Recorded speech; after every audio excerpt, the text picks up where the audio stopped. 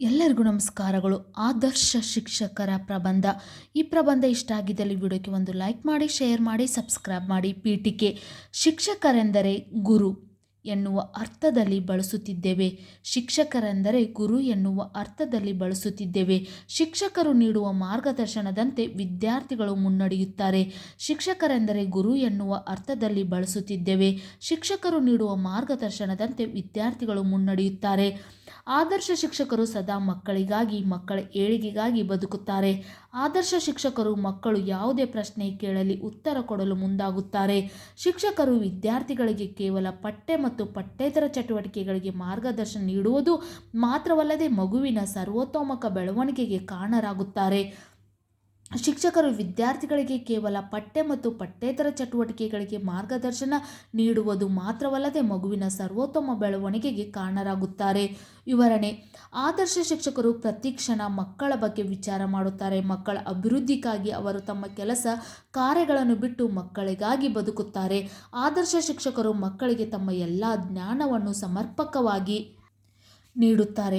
ಮಕ್ಕಳನ್ನು ಜ್ಞಾನವಂತರಾಗಿ ಮಾಡುವುದೇ ಅವರ ಮುಖ್ಯ ಗುರಿಯಾಗಿರುತ್ತದೆ.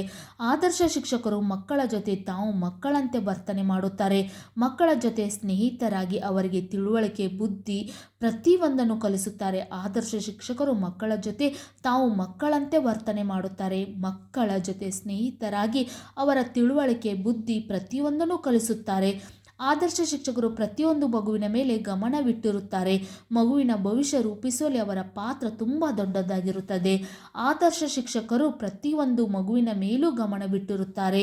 ಮಗುವಿನ ಭವಿಷ್ಯ ರೂಪಿಸುವಲ್ಲಿ ಅವರ ಪಾತ್ರ ತುಂಬ ದೊಡ್ಡದಾಗಿರುತ್ತದೆ. ಉಪಸಂಹಾರ: ಆದರ್ಶ ಶಿಕ್ಷಕರು ಪ್ರತಿಯೊಂದು ಮಗುವನ್ನು ದೇಶದ ಭವಿಷ್ಯಕ್ಕಾಗಿ ಸೃಷ್ಟಿ ಮಾಡುತ್ತಾರೆ. ದೇಶದ ಬೆಳವಣಿಗೆಗಾಗಿ ಮಕ್ಕಳು ವಿದ್ಯಾವಂತರಾಗಬೇಕು.